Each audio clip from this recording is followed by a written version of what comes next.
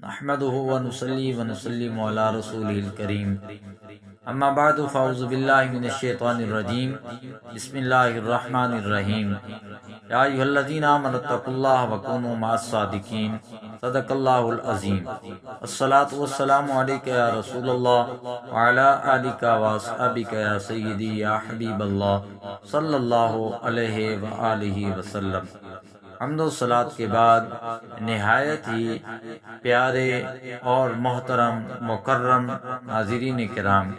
آج کی گفتگو کا عنوان حضرت سید الطائفہ حضرت جنید بغدادی رحمۃ اللہ علیہ ہے۔ وہ جنید جنہوں نے آل نبی کی عزت کی خاطر اپنی عزت قربان کی تو انہیں انعامات سے نوازا گیا۔ وہ جنید جو پہلے ایک پہلوان کی حیثیت سے جانا اور پہچانا جاتا تھا، جب اس نے آل نبی کی عزت کو بجا لایا تو پھر وہ وقت کا ولی بن گیا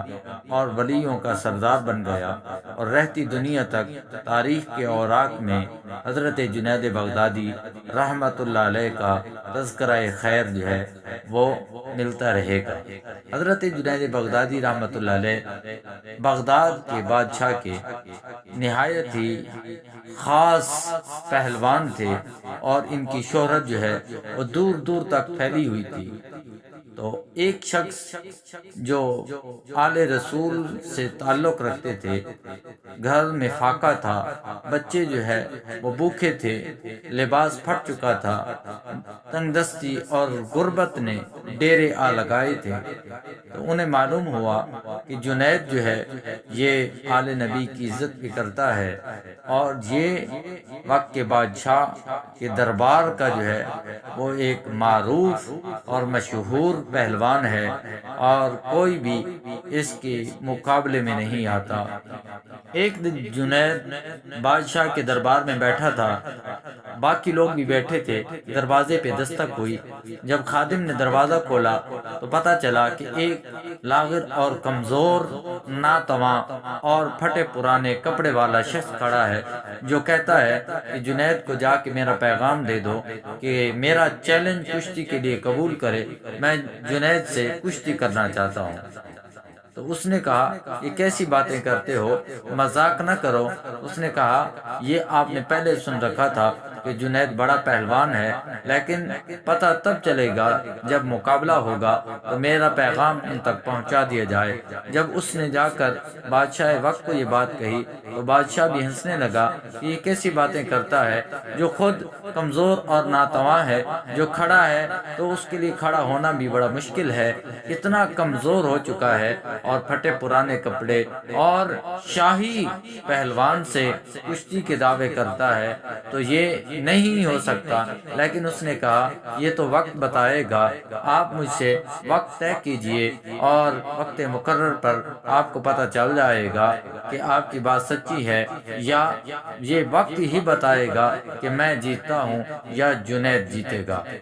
تو بادشاہ وقت نے بڑی کوشش کی کہ آپ مجھے ضرورت مند لگتے ہو، اگر آپ کو کسی چیز کی ضرورت ہے تو میں بادشاہ جو ہے وہ تمہیں مال و دولت سے نواز دیتا ہوں، تمہارا گزارا چل جائے گا، تو اس طرح خواہ مخواہ اس معاملے میں جو ہے تم پیچھے ہی رہو تو بہتر ہے۔ اس نے کہا کوئی ایسی بات نہیں ہے، وقت ہی بتائے گا، یہ وقت فیصلہ کرے گا کہ کون جیتا اور کون ہارا، تو لہٰذا آپ وقت مقرر کیجئے۔ تو اس کے اصرار پر نہ چاہتے ہوئے بھی بادشاہ وقت نے وقت مقرر کر دیا۔ وقت مقرر پر سب لوگ جمع ہو گئے، دور دراز سے لوگ بھی آنے لگ گئے، اور انہوں نے شہرا سنا تھا جنید بغدادی کا کہ وہ بہت بڑا پہلوان ہے، اور حیرت کی بات یہ تھی کہ آج جن سے مقابلہ ہونے جا رہا تھا وہ کمزور اور ناتواں، تو اس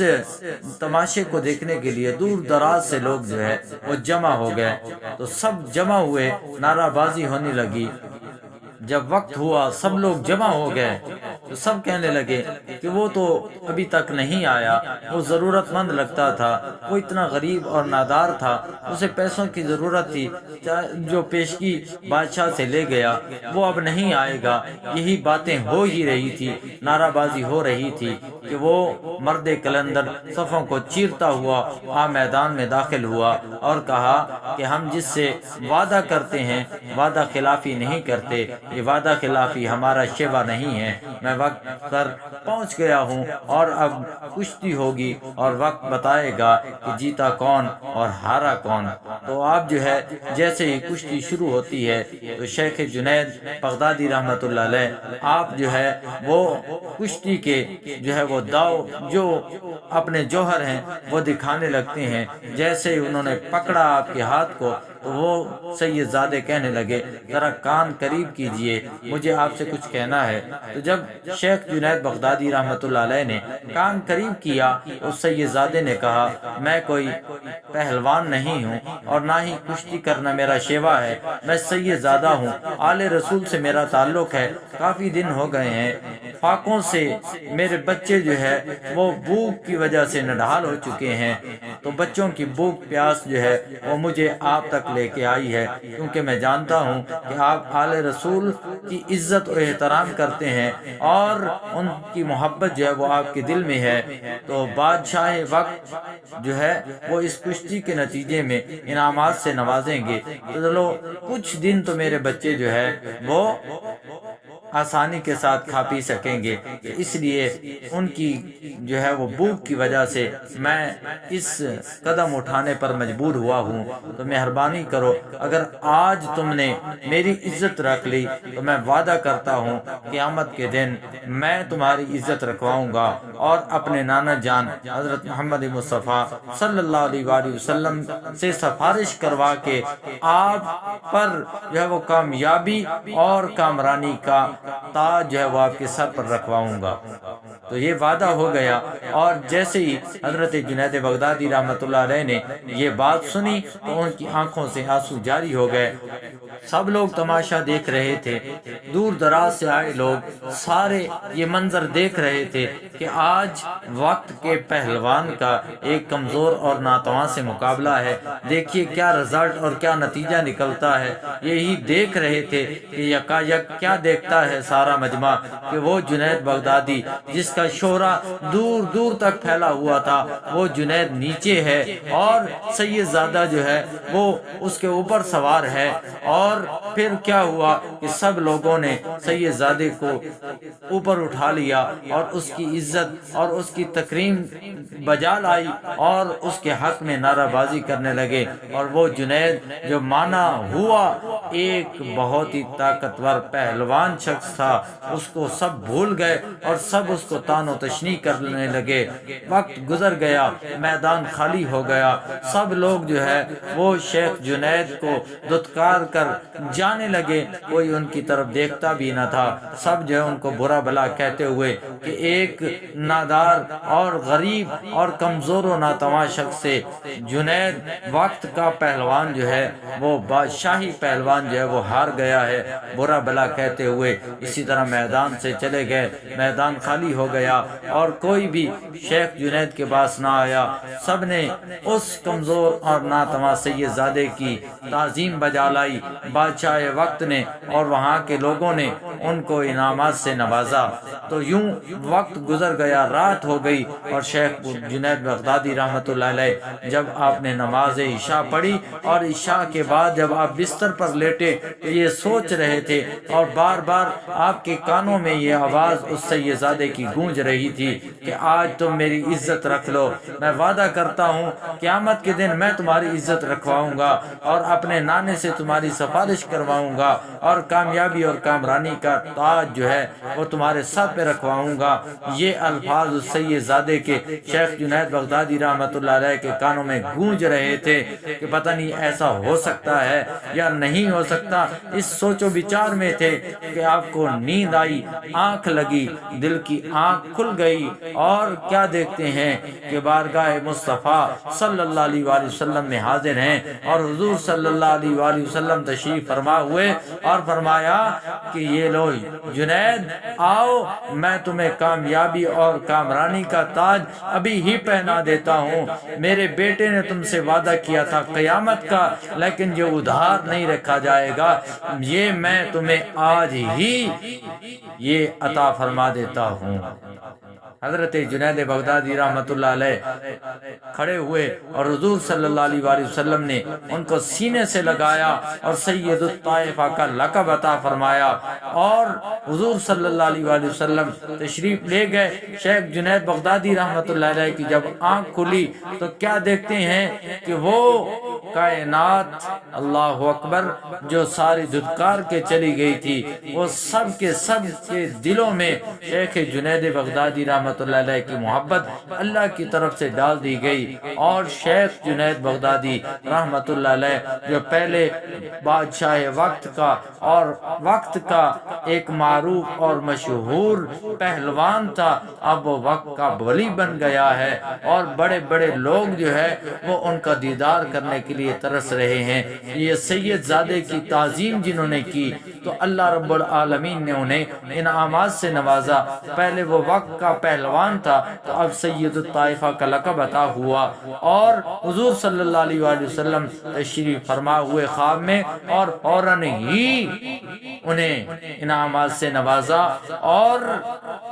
جو وعدہ کیا تھا سید زادے نے کامیابی اور کامرانی کا تاج جو ہے وہ خواب کے عالم میں حضور صلی اللہ علیہ وآلہ وسلم نے اسی رات ہی عطا فرما دیا۔ تو کیا خوب کہا شاعر نے کہ آل نبی دی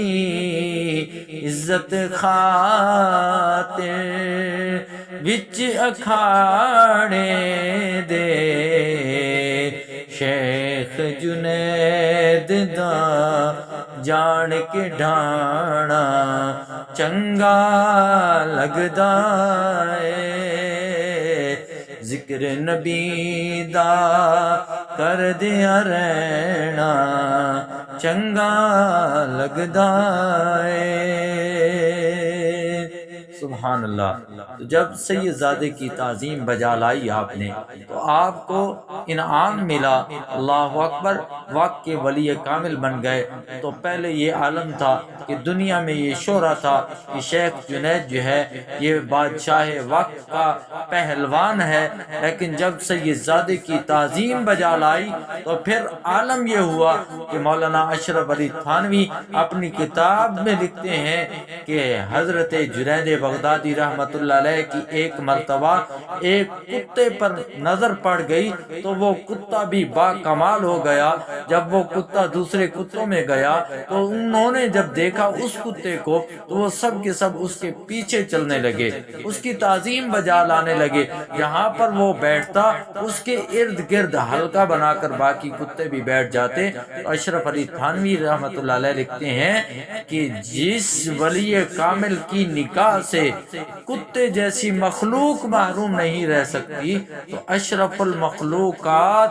انسان جو ہے وہ کیسے محروم رہ سکتا ہے۔ امداد المشتاق صفحہ 157 پر اور صفحہ 113 پر اشرف علی تھانوی لکھتے ہیں کہ